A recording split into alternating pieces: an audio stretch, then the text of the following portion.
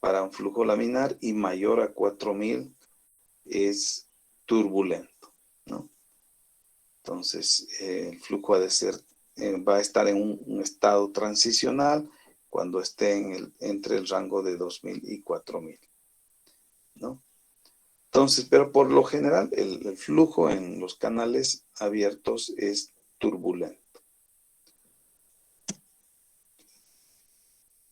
A ver, un ratito, déjenme.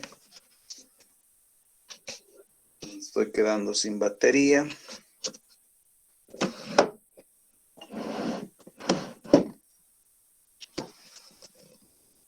Pequeño break.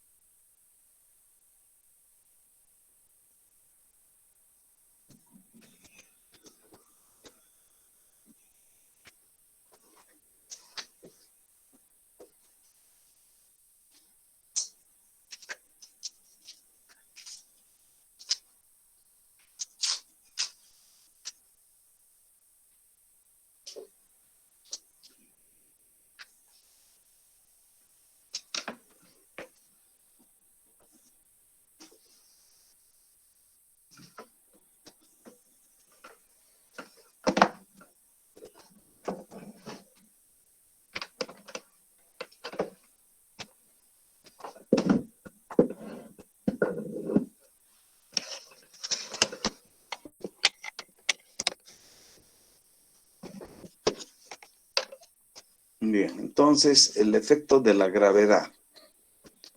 El efecto de la gravedad sobre el estado del flujo se representa por la relación de las fuerzas inerciales y las fuerzas gravitacionales. Entonces, esta relación está dada por el número adimensional de Fraude, ¿no? Entonces, Freud era un ingeniero naval, ¿no?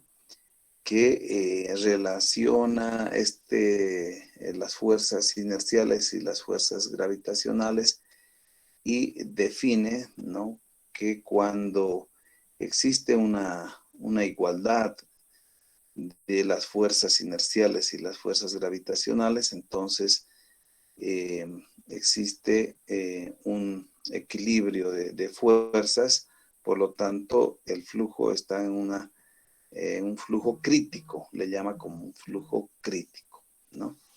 Entonces, vamos aquí a ver.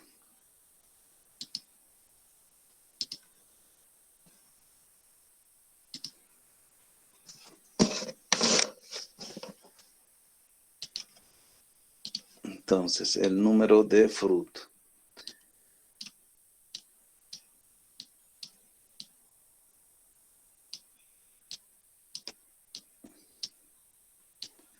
La relación de las fuerzas inerciales, ¿no?, sobre la raíz cuadrada de la gravedad por la profundidad hidráulica D, ¿no? Ese es el número de Freud. Entonces, cuando la velocidad es igual a la raíz cuadrada de la gravedad por la profundidad hidráulica, ¿no?, entonces el flujo ha de ser un flujo crítico, dice, ¿no?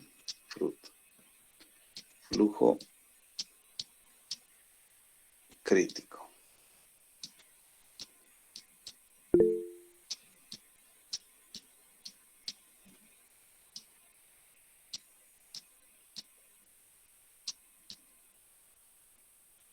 Y es interesante después, con este criterio de flujo crítico, vamos a determinar, ¿no?, el número de Freud.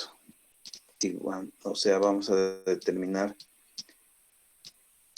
que el número de Freud es igual a 1, ¿no?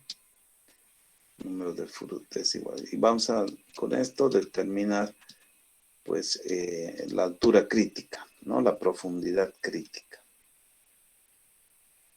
Entonces, luego, cuando las velocidades, estas fuerzas inerciales, sean menores a la raíz cuadrada de la gravedad por la profundidad hidráulica D, entonces el flujo es un flujo subcrítico.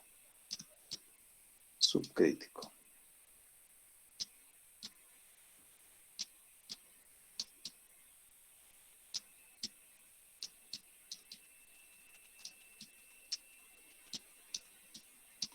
Entonces el número de Froude ha de ser menor a la unidad. Entonces ustedes van a ver, calculen el número de la velocidad, la raíz cuadrada de la gravedad y la profundidad hidráulica. Entonces, si este número les sale 0.8 o 0.85, entonces el flujo es subcrítico, ¿no? Teniendo la velocidad, si le sale la mayor a la gravedad, entonces este flujo será un flujo supercrítico.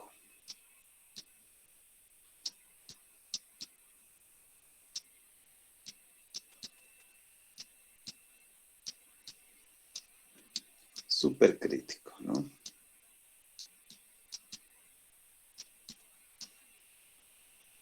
Supercrítico. Y el número de Froude, entonces, ha de ser mayor a 1. Si me sale un número de Froude de 1 o de 2.5, entonces estoy hablando de un flujo supercrítico, que las velocidades son grandes, ¿no? Entonces, por lo general, en los ríos, en las ríos torrenteras, en las rápidas, en los vertederos, tenemos un flujo supercrítico. Y un subcrítico en canales que tienen pendiente muy suave, o ríos de llanura donde las velocidades son bajas, ¿no? Canales naturales con pendientes bajas, se tiene un flujo subcrítico, ¿no? Por lo general. Entonces, este es el número adimensional de Froude, ¿no? Número adimensional de Froude.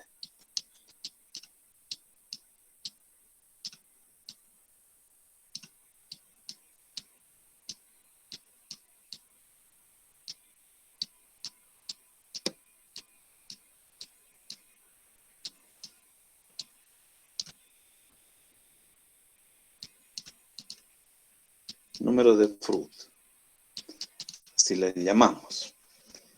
Bien, ¿está claro? Entonces, como han medido la velocidad, pueden determinar si es un flujo subcrítico o supercrítico, y también calculan el número dimensional de Reynolds y tienen el flujo, ¿no? La combinación de un flujo supercrítico turbulento o subcrítico turbulento. Seguramente así les va a salir, ¿no? Bien. ¿Hay alguna consulta, Lisette Condori? No, ingeniero. Luis Daniel García. No, ingeniero. Ok. Bien, entonces van a complementar y me envían aquí al trabajo en clases esa es su práctica que han hecho en el río Rocha. Luis está también con nosotros, Luis Lothar Vargas.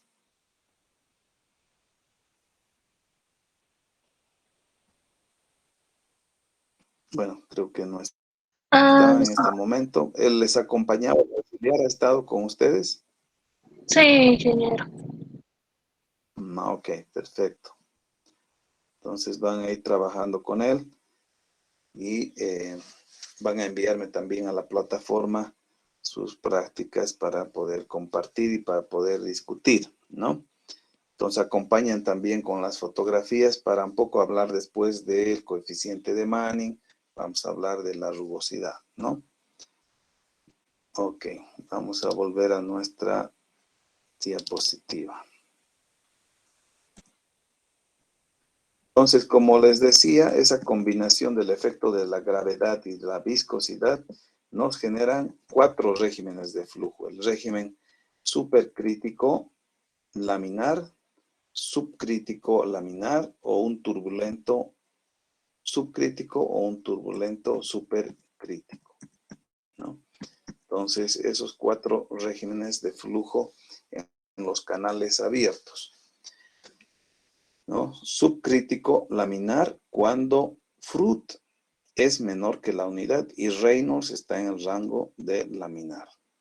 Supercrítico laminar cuando Fruit es mayor a la unidad y Reynolds está en el rango de laminar. Entonces, un subcrítico laminar es un río con pendiente baja, con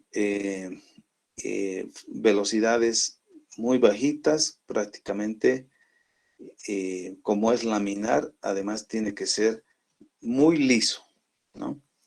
Entonces, normalmente este subcrítico laminar se da en los canales de laboratorio, ¿no? Un canal de vidrio en el laboratorio. Un supercrítico laminar, ¿no?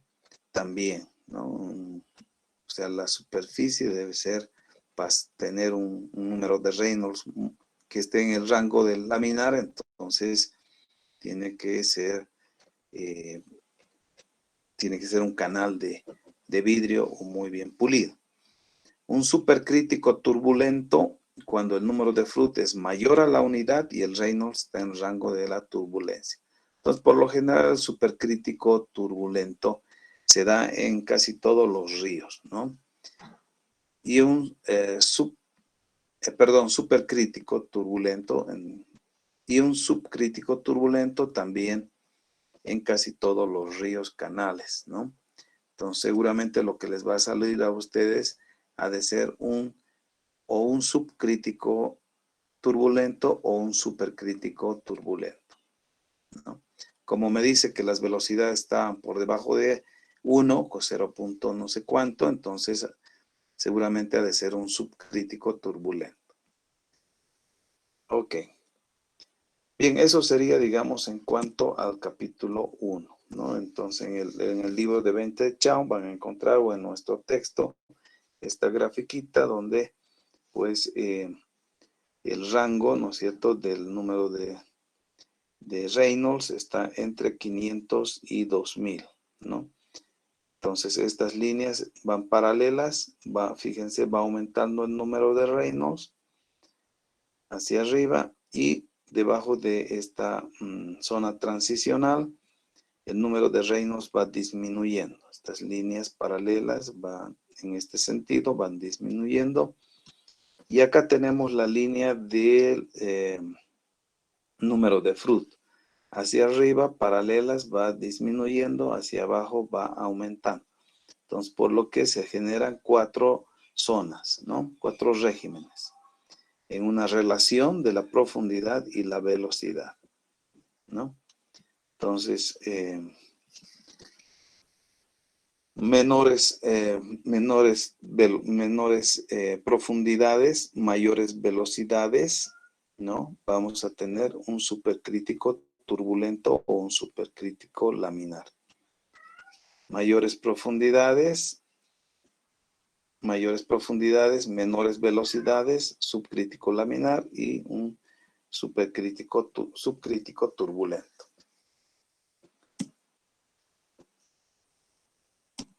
Ok, entonces vamos al capítulo 2, donde vamos a hablar sobre las características de la sección de un canal abierto, las propiedades también de los canales abiertos.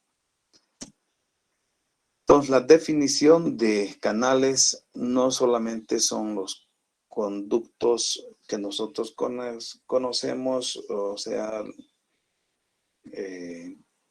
secciones trapezoidales o secciones rectangulares, sino también son todos aquellos conductos que transportan el agua por gravedad y con una presión superficial atmosférica, ¿no? Entonces, libres a la atmósfera. Son los canales naturales, ¿no? Son considerados canales abiertos, ¿no? Los canales naturales incluyen todos los cursos de agua que existen de manera natural en la Tierra, ¿no? O sea, ellos varían de las zonas, están en las zonas montañosas, tenemos las quebradas, los arroyos, ríos pequeños. En la llanura tendremos los ríos navegables con mayor caudales, ¿no? Luego las corrientes subterráneas que se transportan con una superficie libre, también son considerados canales abiertos naturales.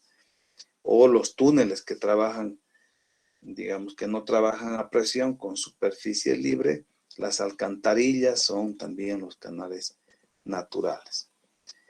Tenemos los canales artificiales, ¿no? ¿Para qué hacemos los canales artificiales? Para poder evitar la infiltración del agua, ¿no?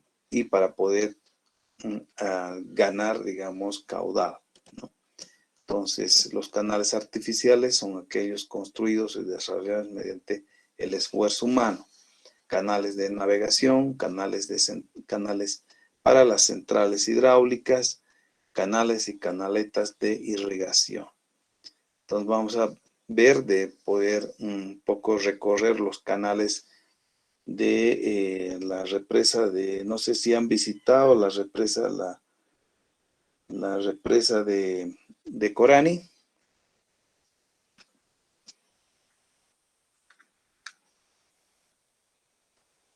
Hola, hola, ¿están ahí? De Corani, no, no ingeniero. La que va de Colomi hacia el Chapare, esa es el embalse de Corani.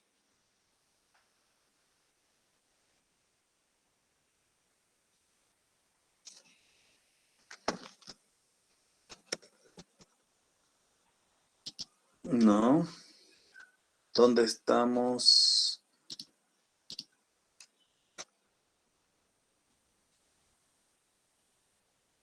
Marcelo Villa, María Inés Lucas. Buenas tardes, Inge. Buenas tardes. María, ¿usted conoce el embalse de Corani? No, Inge, no conozco. No, ok. María José Sarabia. Buenas tardes, Inge. Buenas tardes. ¿Conoce el embalse de Corani? No, ingeniero, no conozco. Mariel Rodríguez. Buenas tardes, Inge. ¿Conoce el embalse de Corani? Sí, he visto. De pasada, Sí, de a pasada. Santa Cruz. Sé cuándo voy a pasear por el trópico. Ah, qué bien. Entonces vamos a tener que visitar porque veo que muchos no conocen. Y bueno, allá, por ejemplo, ese embalse de Corani es para poder generar energía eléctrica, ¿no? Entonces se transporta el agua por una tubería, por túneles y también por canales, ¿no? Entonces vamos a visitar los canales. Bien, a ver, Pablo Renan Arispe. Sí, ingeniero. Almorzar. No, ingeniero, aquí estoy. Qué bueno. Seguimos. Paola Torrico.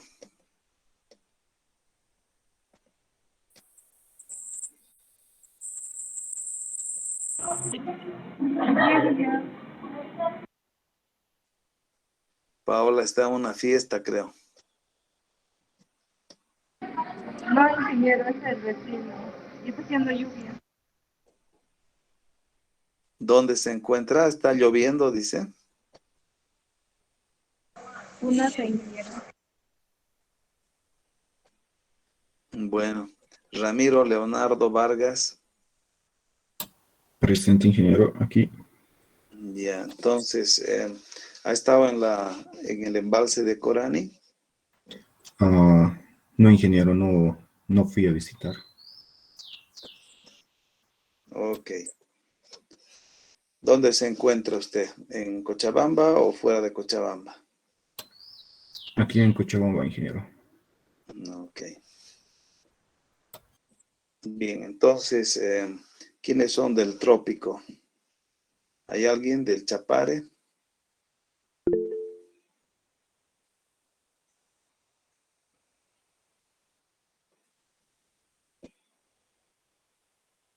¿No hay nadie? ¿Quién conoce el río Ichilo? Yo, ingeniero, buenas tardes. Ya, a ver, entonces, coméntenos cómo es el río Ichilo.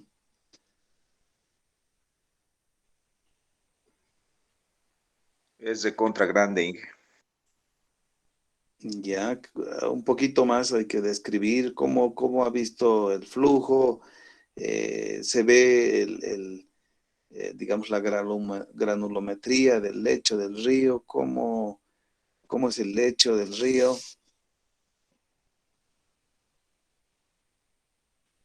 El agua es algo turbio, Inge, y sí hay un poco así de corriente y en época de lluvia es donde más balsadas hay, ¿no? Pues Ya, entonces, en los hasta ríos hasta perdón, delfines vi un día, Inge.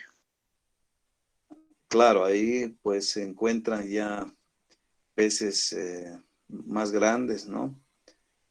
Lo llaman Entonces, bufeo allá, bufeo. el bufeo. ¿Sabe pescar? Sí, voy más pesco al lado del río Víbora porque eso desemboca al río Ichilo, ¿no? Sí. Ujú. ¿Y qué pesca? Hay pirañas, a veces surubí, depende que haya, ¿no? Mayormente en las noches, tipo 1, 2 sería surubís, después así en las mañanas sería piraña. Ah, sí, eso le iba a preguntar, ¿en qué horario va a pescar? ¿No? Porque el surubí normalmente se pesca en la noche. Exacto, Inge, solo que pues el mosquito molesta jodido. Ah, seguro. Pero al que le gusta pescar, aguanta. Claro que sí. Así es. Entonces, los ríos, ¿no? Si vemos cuando nos vamos hacia el Chapare, ¿no? Todavía vemos los ríos de montaña, ¿no? Donde se tiene bolones gigantes, ¿no?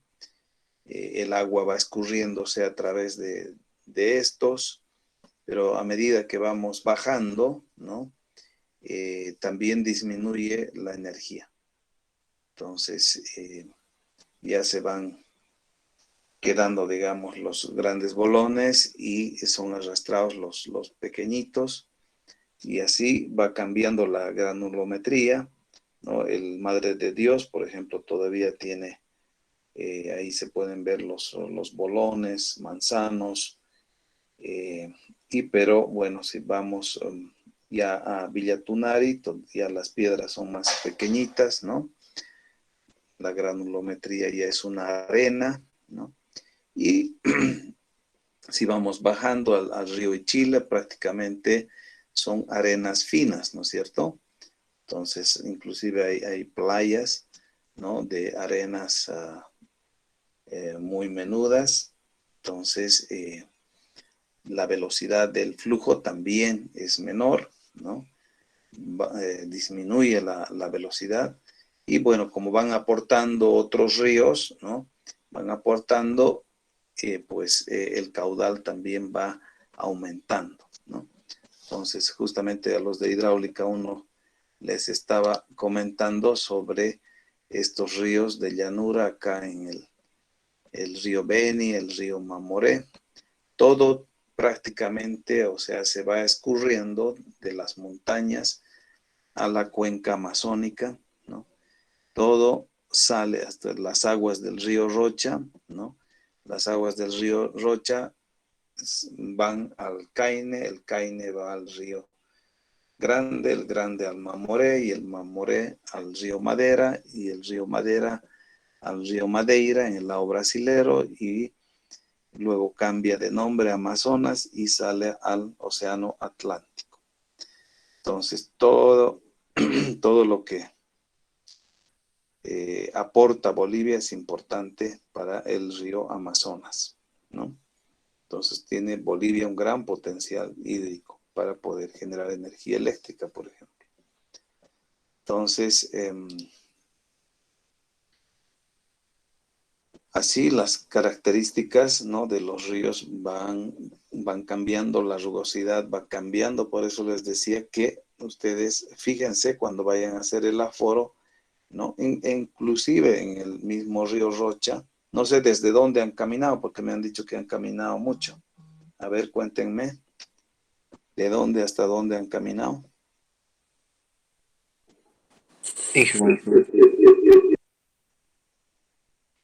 Del puente Ingavi hacia la zona sur, dije, toda esa recta, hacia abajo. Ah, ya, hacia el aeropuerto, ¿no? O sea, del puente Cajón hacia aguas abajo. Exacto, Inge. Ah, ya. Inge, buenas tardes, creo que me llamó, justamente estaba conectando el micrófono. Ya. Le habla Luis. Luis Lotter.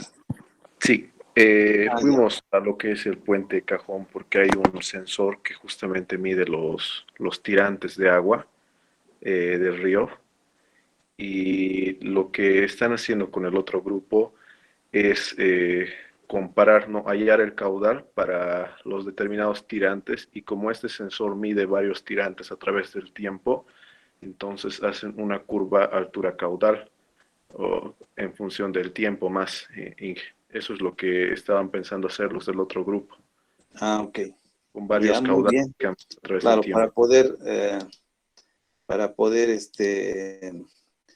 claro, ahí tenemos una regla, ¿no?, en este puente caudal. Otra también han instalado en el puente antes del servicio de caminos, ¿no? ¿Por Sacaba, Inge? Sí, camino a Sí, Sacaba. ahí también hemos ido. Hemos ido en dos. Ah, ya. Ah, perfecto. Qué bien. Entonces aquí tenemos la relación H caudal, ¿no? Tenemos el caudal y tenemos las lecturas en un determinado punto, ¿no? O sea, para una determinada sección, claro, no vamos a ir cada día a hacer la lectura de los caudales, ¿no? Entonces tenemos que en un punto de un río se instala un sensor, ¿no? Entonces,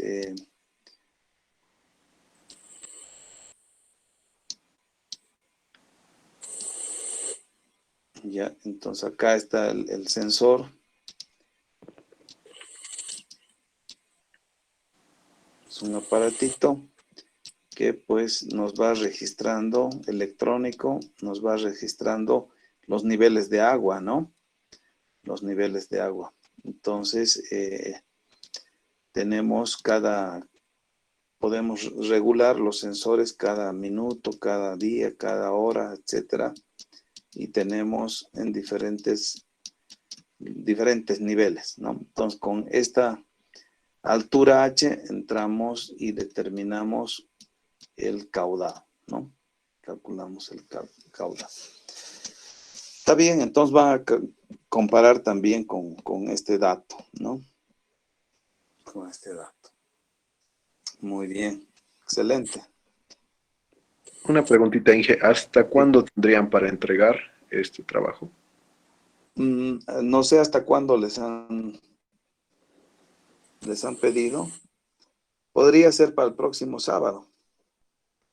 El tema del informe, yo lo coordinaré con usted, Inge, para más o menos saber cómo pedirles, ¿no? Mandarles un informe a Ya, los para que ellos puedan ver qué pasos seguir para hacer su trabajo.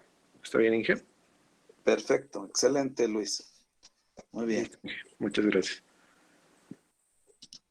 Entonces, vamos a continuar con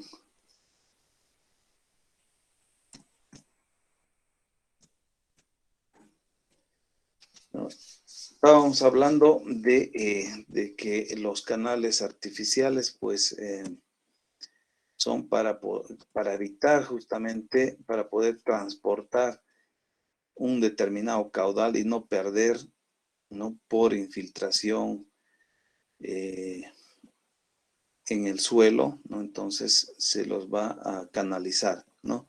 Entonces ahí vamos a tener diferentes secciones geométricas de los canales, ¿no? Esta, por ejemplo, es una sección trapezoidal, ¿no?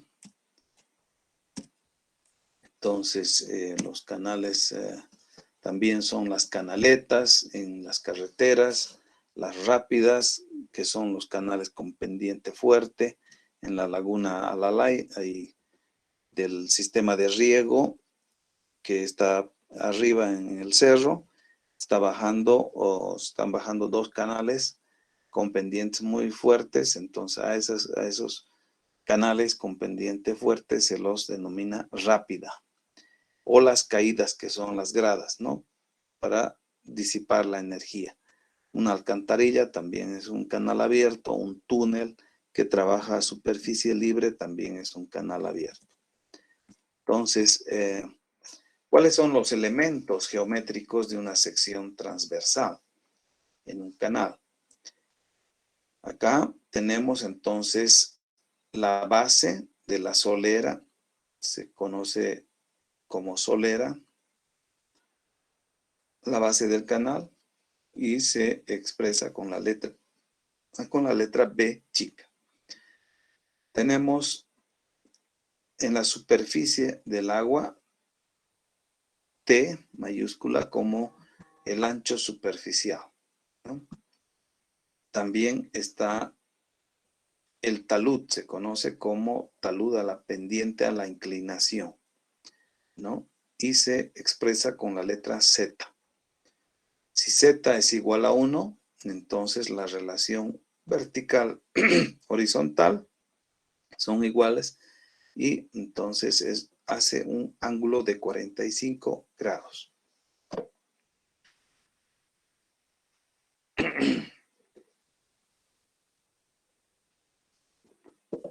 Ya. Y esto es lo más importante. La profundidad. La profundidad. A ver, un pequeño break.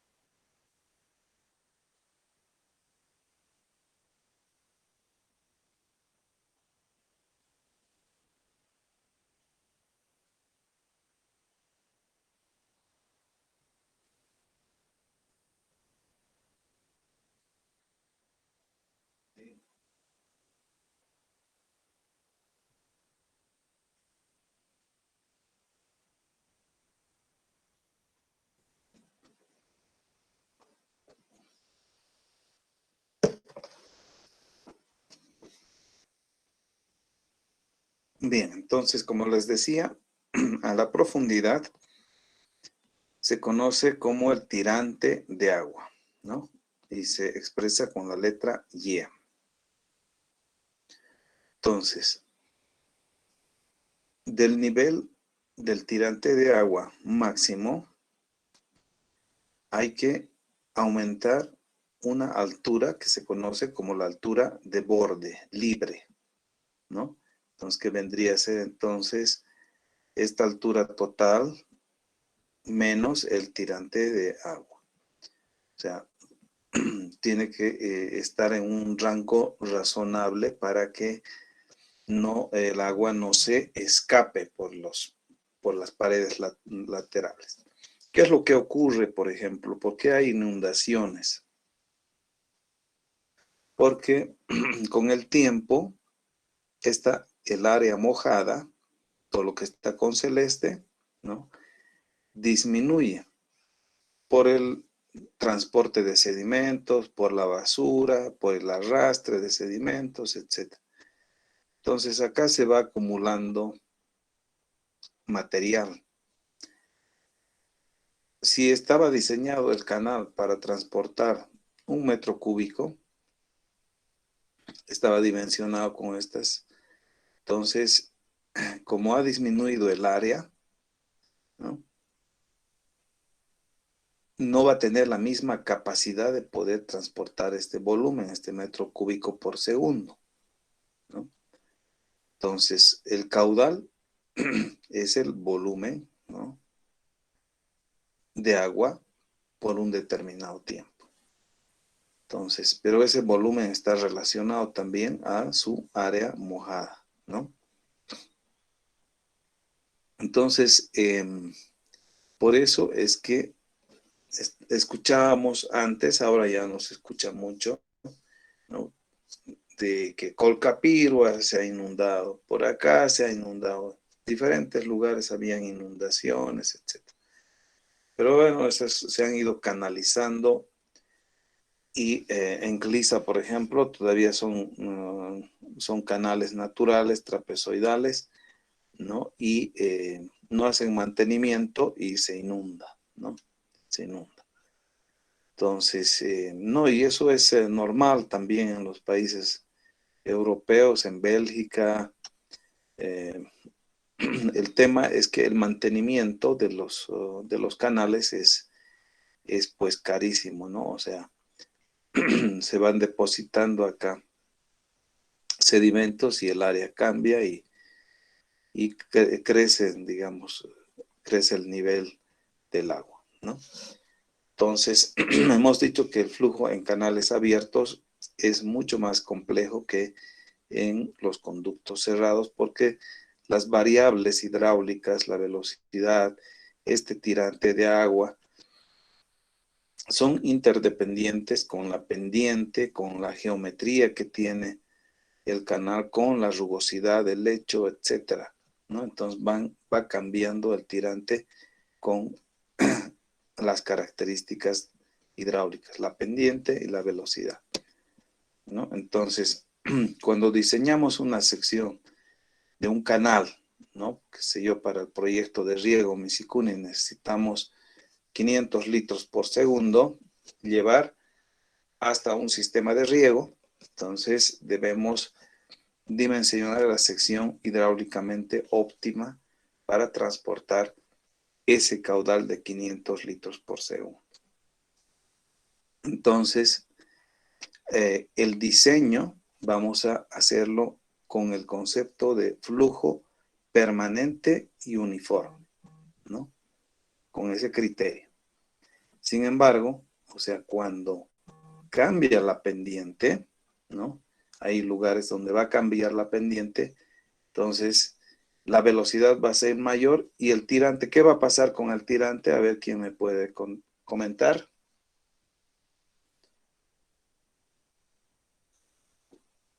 ¿Disminuye o aumenta? Disminuye. Correcto, ¿no? Entonces, por principio de la conservación de la masa, la conservación de la ecuación de ¿cómo está? De la cantidad de movimiento, ¿no es cierto?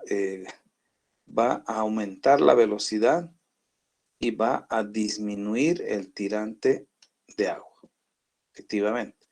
Entonces, no haré pues mi canal de, qué sé yo, de un metro, sino tendré que disminuir, ¿no?, la altura, ¿no?, porque sé que nunca va a llegar, digamos, a este tirante.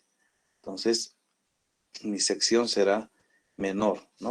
Y de esa forma también estoy economizando mis recursos en la construcción de un canal, ¿no? Eso vamos a ver más adelante. Ahora estamos viendo cuáles son los elementos geométricos. Entonces, talud, base, espejo de agua, altura libre, la cresta para poder circular, ¿no?, hacer mantenimiento del canal. Y, bueno, el talud que está relacionado con el ángulo θ. Entonces, tirante de agua, base, espejo de agua o superficie libre, profundidad total, H, borde libre, ancho de la corona, ángulo de inclinación de las paredes laterales con la horizontal y el talud, ¿no? El área mojada o el área hidráulica, el perímetro mojado, ¿no?, que viene a ser, ¿no?, para una sección trapezoidal, la base más 2 veces el tirante por la raíz cuadrada de 1 más z al cuadrado. Y el radio hidráulico. El radio hidráulico que relaciona el área entre el perímetro mojado, ¿no? Y el tirante hidráulico o tirante medio. En algunos casos vamos a representar con la letra D o con Y, con su rayita aquí arriba, que es el tirante medio, que es la relación del área entre el perímetro, ¿no?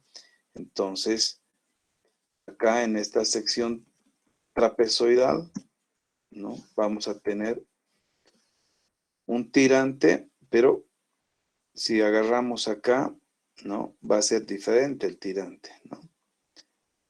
Entonces, para encontrar el tirante medio, vamos a encontrar la relación de el área entre el perímetro. Y el perímetro mojado es esto, todo lo que está debajo del agua, el perímetro mojado.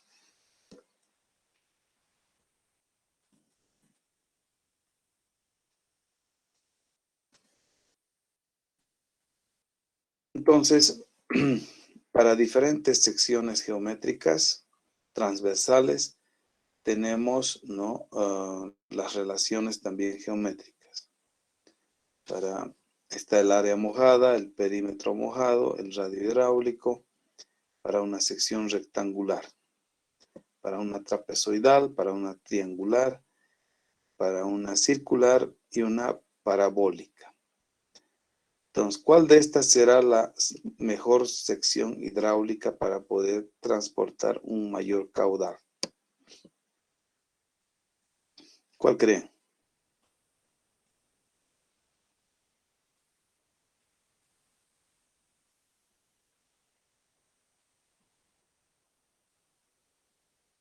La rectangular, Inge. ¿Perdón? ¿Cuál? Pienso que la rectangular. Ya. ¿Qué opina el resto? Trapezoidal, ingeniero.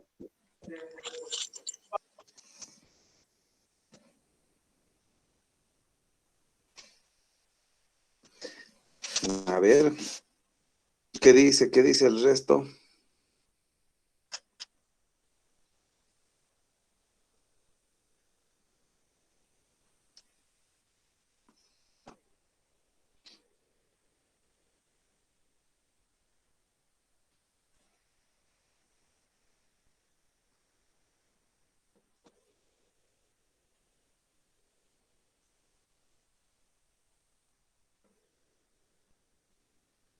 Yo digo la circular, pero vamos a ver más adelante por qué. ¿Cuál se parece más a la circular? La parabólica, pero desde el punto de vista constructivo es difícil, ¿no? Construir una sección parabólica. ¿Cuál se parece más a la parabólica? La trapezoidal, ¿no es cierto? La trapezoidal.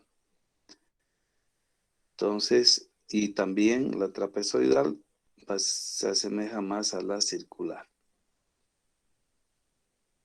¿Dónde han visto esta sección triangular?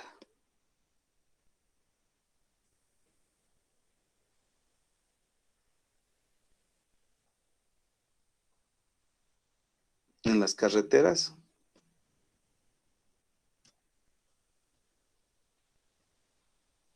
Sí, ¿no? Canaletas, en las carreteras. Entonces, acá tenemos, ¿no?, los elementos, las relaciones geométricas para diferentes secciones transversales, ¿no?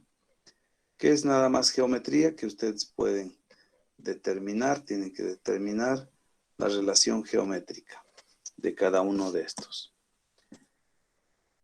Entonces, lo mismo para las relaciones geométricas para secciones circulares parcialmente llenas, ¿no? Vamos a encontrar en la bibliografía, ¿no? Por ejemplo, el área mojada, el perímetro mojado, el radio hidráulico, o también relaciones geométricas para secciones de herradura, ¿no? Caso de túneles, por ejemplo. También ahí están las gráficas, digo, las tablas para poder encontrar, o estas gráficas también para secciones geométricas circulares. Bien, entonces hablemos ahora sobre la distribución de la velocidad. O sea, la velocidad es el parámetro hidráulico más importante en el flujo de superficie libre. Entonces, aquí vemos una sección rectangular y tenemos acá un corte longitudinal, ¿no? Un corte transversal y un corte longitudinal. Tenemos en el eje, ¿no?, la sección 1, acá un corte en la sección 2 y la sección 3. Estas líneas que ustedes están observando se conocen como líneas de igual velocidad o las líneas isótacas también, ¿no? Es como en topografía, ¿no? Las líneas de nivel que son iguales. Entonces, lo mismo ocurre con la distribución de la velocidad. Entonces, la velocidad, ¿no?, hace este tipo de líneas y nosotros medimos en varios puntos en esta sección transversal, podemos construir estas líneas de igual velocidad, ¿no? Entonces, haciendo un corte longitudinal, las velocidades, ¿no?, son prácticamente parábolas, ¿no?, estas velocidades. Acá no está bueno, se nota un poquito, digamos, la diferencia entre el 1 y el 3, ¿no? En la sección en el eje del canal, ¿no? La influencia de las paredes laterales es menor, entonces las velocidades son mayores, ¿no? Son mayores las velocidades. Entonces, la velocidad no es la mayor tampoco en la superficie por el efecto de la fricción con el aire. Entonces, la velocidad máxima va a estar un poquito por debajo de la superficie, ¿no?, generando esta parábola. Entonces, a medida que nos vamos acercando a las paredes laterales, esta parábola va deformándose también, ¿no? Entonces, por el efecto de la fricción con las paredes laterales y también con lecho de la solera. Entonces las velocidades son menores en el fondo, ¿no? Por el efecto de la fricción. Entonces, la distribución de la velocidad es una parábola, ¿no? Donde la velocidad máxima no está precisamente en la superficie del agua por el efecto de la fricción con el aire, sino está por debajo a una cierta profundidad. Entonces, en esta distribución de velocidad, para una determinada sección, ¿no? Lo que nos interesa es encontrar la velocidad media de esta distribución de velocidades, ¿no? Entonces tenemos que encontrar la velocidad media. Entonces cuando han hecho el aforo, justamente, seguramente han debido aforar por la profundidad, por las profundidades que se tenían, ¿no? Que no han debido ser mayor a 70 centímetros. Entonces han debido tomar una sola medida, un solo punto, al 60%. ¿No? Experimentalmente, entonces la velocidad media se da al 60%. Entonces, cuando son mayores a 70 centímetros o 1 metro, no me gusta decir 70 centímetros porque, bueno, o sea, 70 centímetros o más de 1 metro ya es lo mismo, ¿no? Entonces vamos a tomar unas 3 mediciones al 20%, ¿no? Al 60% y al 80% medidas desde la superficie libre del agua, ¿no? Entonces ahí uno va regulando el molinete y va, entonces, primero mides la profundidad, sacas el 20% y fijas al 20% y mides al 20%. Y en ese punto haces varias mediciones para tener mejor precisión. Luego al 60% bajas el molinete, fijas, mides varias veces. Y luego bajas al 80%, igual. Mides varias veces, descartas lo que no sirve, los valores que se disparan, puede meterse ahí una basurita o alguna rama y se distorsiona la velocidad. Entonces hay que limpiar el instrumento, volver a medir y pues comparar, digamos, los valores de la medición de la velocidad, ¿no? Entonces, ¿cómo influye la geometría, la forma de la geometría del canal en la distribución de las velocidades, ¿no? En una sección triangular, en una trapezoidal, en una circular, en una parabólica o en una semicircular, en una circular, en una sección angosta rectangular, ¿no? O en un río. Entonces, va siguiendo más o menos la forma que tiene el río, las líneas isótacas, ¿no? Entonces, cuando están más cerca de las paredes del eje del canal, la influencia de las paredes son mayores. Cuanto más alejado, menor, ¿no? Entonces, la velocidad media, pues, la velocidad a los 6/10 de la profundidad generalmente es la más que se aproxima a la velocidad media, ¿no? Entonces, para poder determinar con mayor precisión, tomamos la velocidad medida al 20% más la velocidad medida al 80% entre 2. O cuando tenemos 3 mediciones, al 20, al 60 y al 80, entonces dividimos entre 4. Y la velocidad al 60% dividido entre 2.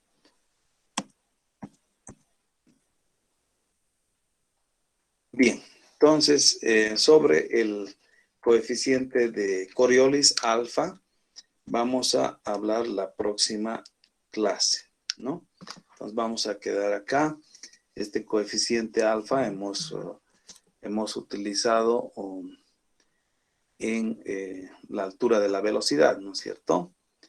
En la altura de la velocidad. Entonces, coeficiente, la altura de la velocidad, en la ecuación de Bernoulli, en la ecuación de la energía, es 2 veces la gravedad, ¿no? Multiplicado por un coeficiente alfa. Entonces, este es el coeficiente de Coriolis. De este coeficiente, entonces, vamos a hablar la próxima clase. No sé si tienen alguna pregunta.